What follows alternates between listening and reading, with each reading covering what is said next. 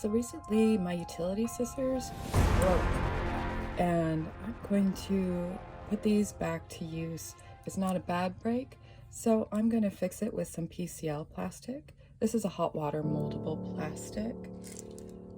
A lot of different brands that carry this, but they're basically all the same. It's just a thermoplastic that you can melt with hot water. And I'm just going to insert this back into its sleeve because it hasn't broken too bad. And then I can analyze the actual break to see where the flaw is or where the pressure happens, and then I can focus my repair there instead of wasting material elsewhere. But I can see that the break is mainly happening on the outside here where the plastic was kind of thin. I really don't grab there anyway, so if I bulk this area out, it's not going to interfere with how I actually use the scissors. And it's not going to interfere with how well the scissors close. And with PCL plastic, it does have a good suction to things, but not great. So you actually have to make a physical shape around things, and we call that a mechanical connection. As you can see, this is a rather messy kind of quick get it on there. The PCL plastic cools rather quickly, and my studio's a little chilly right today. So I want to continue this in a thin piece around here. And I also want to make sure that the PCL plastic really adheres very close. You don't want any wiggle in there, otherwise you're going to start shattering other parts of the plastic. So we want to just reheat this and just make sure everything fits super snug. So I'm going to pour the hot water over a little extra cup. And you can see it just kind of goes clear as it remelts.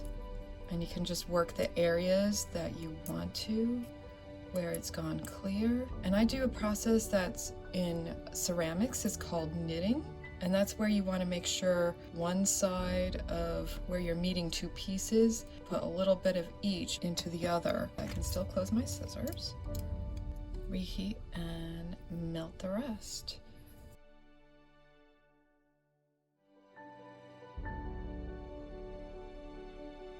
Now I'm just going to let this cool down a little bit. I don't want to torque it or move it around too much while it is hardening. I don't want it to shift and open up. It's really still moldable. If you wanted to really smooth this out, what I do is I pour the hot water over it, and that just melts the surface, and then you can pull the surface to different areas that you want and also give it a nice smooth finish. And you can see little air bubbles. You don't want those air bubbles to be too big because that means there's not good adhesion to the base material. And you may have noticed that I made the extra of the PCL plastic into these little discs. I didn't know how much I was going to use for this repair, so I just melted a bunch. But you don't want to leave that in a big chunk because the heat cannot penetrate a really thick piece. So I just make these little discs out of any extra that I have. I also make sure to get a little bit of that extra water out of the joint of the scissors. You don't want to encourage any rust to happen.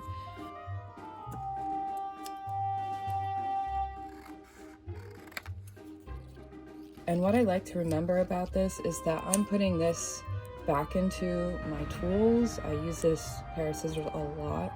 And repairing this with the PCL plastic is it's not a waste of the PCL plastic, even though PCL plastic is rather expensive, because you can always remelt it if you need to recapture that.